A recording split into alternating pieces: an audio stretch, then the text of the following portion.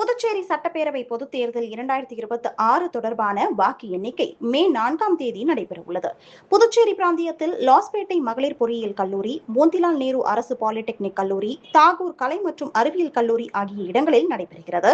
வாக்கு எண்ணிக்கை மையங்களை தலைமை தேர்தல் அலுவலர் ஜவஹர் தலைமையில் மாவட்ட ஆட்சியர் மற்றும் மாவட்ட தேர்தல் அதிகாரி குலோத்துங்கன், முதுநிலை காவல் கண்காணிப்பாளர் கலைவாணன், கூடுதல் ஆட்சியர் சுதாகர் மற்றும் துணை தலைமை தேர்தல் அதிகாரிகள் ஆய்வு செய்தனர்.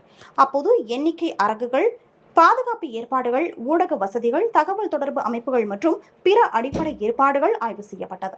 தொடர்ந்து தலைமை தேர்தல் அலுவலர் ஜவஹர் கூறும்போது, ஒவ்வொரு தேர்தல் நடத்தும் அதிகாரிக்கும் சம்பந்தப்பட்ட தொகுதிகளில் உள்ள வாக்காளர்கள் மற்றும் வாக்குச்சாவடிகளின் எண்ணிக்கையை பொறுத்து 7 முதல் 14 வரை எண்ணிக்கை மேஜைகள் ஒதுக்கப்பட்டுள்ளன என்றும், வாக்கு எண்ணிக்கை பணிகள் சீராக நடைபெறுவதற்காக போதுமான பணியாளர்கள் நியமிக்கப்பட்டுள்ளனர் என்றும், மொத்தமாக 218 மேற்பார்வையாளர்கள், 221 உதவியாளர்கள் மற்றும் 232 நுண் பார்வையாளர்கள் இந்த பணிக்காக நியமிக்கப்பட்டுள்ளனர்.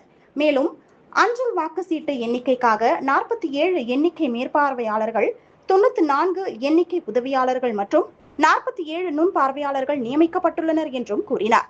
மேலும் இந்த பணியில் மொத்தம் 859 பேர் ஈடுபடுவார்கள் என்றும், மின்னணு வாக்குப்பதிவு இயந்திரங்கள் மற்றும் வாக்காளர் சரிபார்ப்பு அச்சு சீட்டு எண்ணிக்கைக்காக யூனியன் பிரதேசம் முழுவதும் மொத்தம் 166 எண்ணிக்கை மேஜைகள் அமைக்கப்பட்டுள்ளன எனவும், இதற்கு கூடுதலாக அஞ்சல் வாக்கு சீட்டு எண்ணிக்கைக்காக 35 மேஜைகள் ஒதுக்கப்பட்டுள்ளதாகவும் தெரிவித்தார்.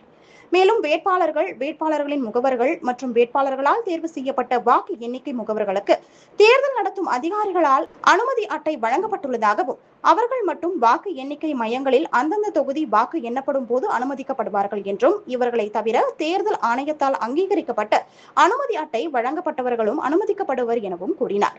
மேலும் செய்தியாளர்கள், வேட்பாளர்களின் முகவர்கள் மற்றும் வாக்கு எண்ணிக்கை முகவர்கள் வாக்கு எண்ணிக்கை நடைபெறும் இடத்திற்கு கைபேசி எடுத்து செல்ல தடை செய்யப்பட்டுள்ளதாகவும், கைபேசியை வாக்கு எண்ணிக்கை மையத்தில் அமைக்கப்பட்டுள்ள கைபேசி காப்பகத்தில் ஒப்படைக்க வேண்டும் என்றும் தெரிவித்தார். மேலும் சுற்று வாரியான முன்னேற்ற தகவல்கள் மற்றும் தொகுதி வாரியான முடிவுகள் இந்திய தேர்தல் ஆணையத்தின் அதிகாரப்பூர்வ இணையதளம் மற்றும் ECNet செயலி மூலம் நேரடியாக வெளியிடப்படும் எனவும், தேர்தல் முடிவுகளை results.eci.gov.in என்ற இணையதளத்தின் மூலமாகவும் பொதுமக்கள் அறிந்து கொள்ளலாம் எனவும் அவர் தெரிவித்துள்ளார்.